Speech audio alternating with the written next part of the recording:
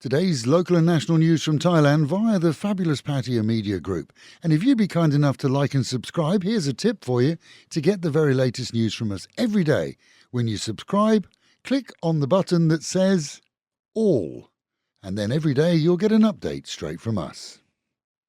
In neighbouring Myanmar, authorities, stressed by the cease in supplies of fuel, power and phone services from Thailand to the 5 border regions, have issued a demand that any Chinese nationals operating or working in casinos, online gambling, food businesses or of course phone centres leave the country by the end of the month. Pressure from Thai authorities after a published goal to reduce online scamming by 70% here, combined with Chinese government complaints, are seeing those Burmese not involved in illegal operations suffering mostly, as whilst the illegals likely have generators and satellite services, the average Burmese in these border areas does not. Thailand, though, is unlikely to back down, despite claims that alternative power supplies are incoming to Myanmar from Laos. Drug couriers are faring worse than ever here, as reports from the Defence Ministry at the weekend revealed over 15 million meth pills seized in a single raid, and another with 12 million, with hundreds of others held after stop and searches. Drug couriers are seeing their assets seized by authorities too, right down to the mule, who will lose his truck or home. A Russian woman has hit international media headlines as she allegedly wallows in a Pattaya prison cell, but the cause of her downfall is in many cases being overlooked.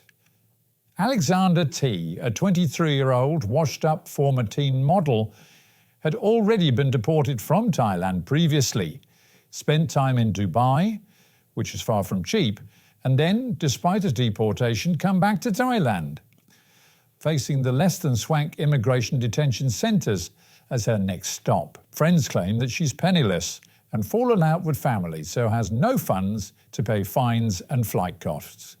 Reality? She'll remain at the IDC until someone helps her come up with that funding, just the same as anybody else would.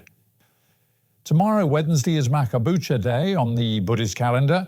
As such, from midnight tonight, a standard 24-hour ban on alcohol sales in any manner and by any type of vendor is punishable by law. Good news, though, as many rush to stock up for the short break, motorways will, for the most part, be toll-free to celebrate the event.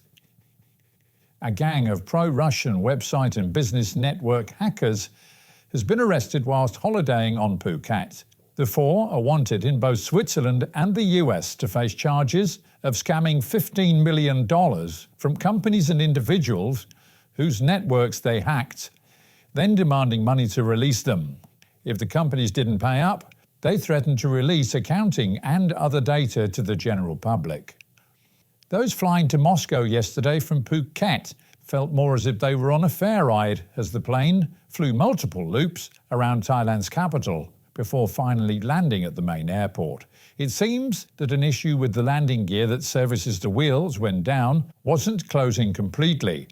Multiple circling allowed the pilots to dump fuel and at the same time give Bangkok ground control time to slip them in to the already chaotic landing schedule. And repairs, we're told, are ongoing as passengers were put into hotels. Visibility in most, if not all, of Thailand improved yesterday, seeing PM 2.5 levels finally drop to an acceptable level nationally. Locals awoke to the chance again to see further than the end of their driveways, and instead the famous Thai skies and skylines that should be a daily feature in all of our lives. And as the mother of one student thug apologised seeing her son carted away by police, so another refused to say anything after being caught on camera pouring boiling hot soup over a fellow student at a Bangkok university. The attack, said to be only the latest by the thugs, saw multiple complaints to police and the university, which has now led to them being expelled both from courses and campus. Last word, though, was from the police, who proved that bullies are always cowards, as they told that the attacker had burst into tears and begged not to be put in a jail cell, as police themselves opposed bail. And with the Met Office promising highs today of 30 dropping down to 23, Summer Times and the Real Theatre 30. Local and national news today from Fabulous 103 FM and Fabulous Pattaya Media Group. And to get a notification every time we release another bulletin or program, like and subscribe to our channel, Fabulous Pattaya Media Group, by using the link below.